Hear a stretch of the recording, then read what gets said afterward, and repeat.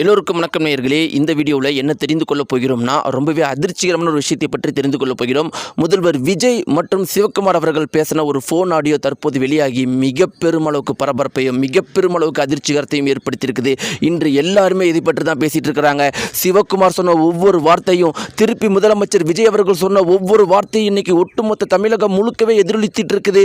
இருவரும் என்ன பேசினாங்க, அந்த ஃபோன் ஆடியோவில் என்ன இருக்குது அப்படிங்கிற ஒவ்வொரு தகவலை பற்றி நம்ம தெரிந்து கொள்ளலாம். வாங்க வீடியோ போலாம். நீங்க நம்முடைய சேனலுக்கு புதியவராக இருந்தால் மறக்காம சப்ஸ்கிரைப் பண்ணுங்க. நேயர்களே, சிவகுமார் அவங்களுடைய வீட்டில் பல பிரச்சனைகள் தொடர்ந்து போய்கிட்டே இருக்கிறத நம்ம பார்த்துக்கிட்டே இருக்கிறோம். இந்த பிரச்சனைக்கெல்லாம் என்ன காரணம், ஏது காரணம், யார் காரணம் அப்படிங்கிறத பார்த்தா முதலமைச்சர் விஜய் அவர்கள் தான். சிவகுமார் அவர்கள் கொடுத்த ஒரு பேட்டி தான். முதல்ல சிவகுமார் அவர்கள் ஒரு பேட்டி கொடுக்குறாரு. அந்த ஒரு பேட்டியில் என்ன சொல்கிறார் அப்படின்னு பார்த்தீங்கன்னா, சிஎம் விஜய் மாதிரி ஒரு முதலமைச்சரை என் வாழ்க்கையிலே நான் பார்த்தது கிடையாது. இத்தனை வருஷ அனுபவத்தில் நான் எத்தனையோ சிஎம்களை பார்த்துட்டு வந்துட்டு இருக்கிறேன். ஆனால் இப்படிப்பட்ட ஒரு சிஎம் தான் இன்னைக்கு தமிழகத்துக்கு தேவை.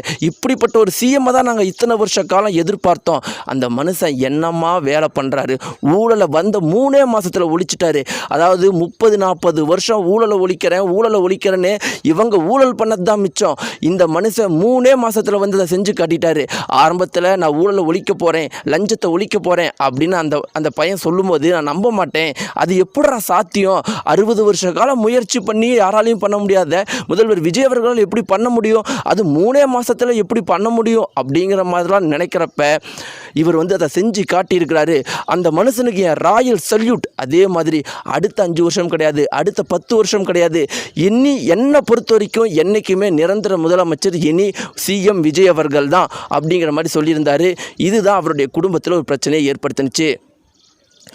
இதை கேட்ட உடனே ஜோதிகா அவர்கள் என்ன சொல்லியிருக்கிறாங்கன்னா, எப்படிங்க இப்படி பேசுகிறீங்க? மனசாட்சி இல்லை உங்களுக்கும் ஒரு பையன் இருக்கிறான். உங்கள் பையனையும் சிஎம் விஜயும் தான் இத்தனை வருஷம் காம்படிஷனாக தமிழக மக்கள் பார்த்துட்டு இருந்தாங்க. இன்றைக்கி சிஎம் விஜய்க்கு, அதாவது உங்களுடைய பையனுடைய போட்டியாளனுக்கு நீங்கள் போய் ஆதரவாக ஒரு பேட்டி கொடுக்குறீங்கன்னா, இதை விட உங்கள் பையனை நீங்கள் எப்படி அசிங்கப்படுத்த முடியும் அப்படின்னு கேட்ட உடனே சிவகுமார் அவர்களுக்கு கோபம் கொண்டு கத்திட்டாரு. என்னம்மா நீ பேசுகிற? என் வயசுக்கு நீ எனக்கு அட்வைஸ் பண்ணுற அளவுக்கு உனக்கு எந்த தகுதியும் கிடையாதுங்கிற மாதிரி பேசவும், உடனடியாக சூர்யா அவர்கள் குறுக்கில் புந்து என்ன சொன்னார்னா, ஜோதிகா நீங்கள் பண்ணுற என்னதான் இருந்தாலும் தப்பு. அவர் நம்முடைய அப்பா, வயசில் பெரியவர். அவர் என்ன பண்ணாலும் அதை நம்ம ஏற்றுக்கணும். எல்லாத்துக்கும் மேலே அதில் தவறு இருந்தால் கூட அதை நம்ம மரியாதை தான் சுட்டி காட்டணும் அப்படிங்கிற மாதிரி சொல்லியிருந்தார். இந்த குறிப்பிட்ட விஷயங்கள்லாம் சமூக வலைத்தளங்களில் மிக பெரும் அளவுக்கு வைரலாக போயிருந்துச்சு. எல்லாருமே என்ன பேச ஆரம்பிச்சிட்டாங்க அப்படின்னு பார்த்தீங்கன்னா, ஒரு புறம் 1000 தான் இருந்தாலும் சிவகுமார் அவர்கள் பண்ணது சரி அப்படின்னும், இன்னொரு புறம் ஜோதிகா அவர்கள் என்னதான் இருந்தாலும் சூர்யாவுடைய மனைவி பாவங்க, அவங்களுக்கு அவங்களுடைய கணவர் மேலே தான் அதிக பாசம் இருக்கும், அதனால் ஜோதிகா மேலேயும் தப்பு இல்லை அப்படிங்கிற மாதிரி சில பேரும் பலவித கருத்துக்களை சொல்லிட்டு இருந்தாங்க. இப்படி இருக்கிறப்ப தான் இப்போ சிவகுமார் மற்றும் முதலமைச்சர் விஜய் அவர்கள் பேசின ஒரு ஃபோன் ஆடியோ மிக பெரும் அளவுக்கு வைரலாக போயிட்டுருக்கு.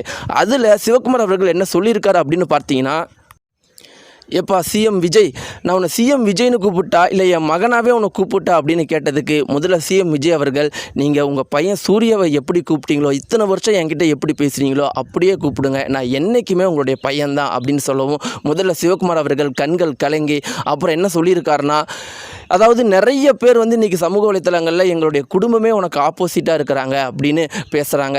இத்தனைக்கும் என்னுடைய மருமக ஜோதிகா உனக்கு எதிரி அப்படிங்கிற மாதிரி பேசுகிறாங்க. அப்படிலாம் கிடையாது. என் மனைவிக்கு அவன் மகன் சூர்யா மேலே ரொம்பவே பாசம், அதில் அப்படி பேசியிருக்கிறா. இதெல்லாம் இன்றைக்கி சமூக வலைத்தளங்களில் வெளியாகி பேசுகிறதா எதுவும் தப்பாக நினச்சிக்கிறல்லன்னு கேட்டதற்கு முதலமைச்சர் விஜய் அவர்கள், அதெல்லாம் நான் எதுவுமே நினைக்கலப்பா.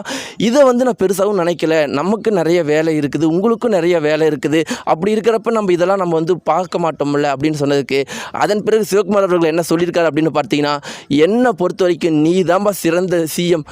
அதாவது இதுக்கு மேலே யார் உன்னை பற்றி தவறாக பேசினாலும் செருப்பு பிய்யற மாதிரி நான் பேசுவேனே தவிர கொஞ்சம் கூட அதை ஏற்றுக்க மாட்டேன் அப்படின்னு சொன்னோடனே, அதெல்லாம் ஒன்றும் இல்லை, நீங்கள் அதை பற்றிலாம் பெருசாக எடுத்துக்காதீங்க. விமர்சனங்கள் பண்ணுறவங்க பண்ணிக்கிட்டே தான் இருப்பாங்க. நாம் முன்னேறி போய்கிட்டே தான் இருக்கணும்.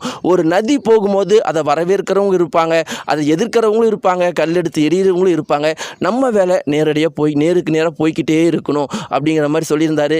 இது ஒரு மிக பெருமளவுக்கு வைரலாக போயிட்டுருக்கு. நேயர்களே, இந்த தகவலை குறித்து நீங்கள் என்ன நினைக்கிறீங்க? உங்களுடைய கருத்துக்களை மறக்காமல் கமெண்ட் பாக்ஸில் தெரிவிங்க. நன்றி.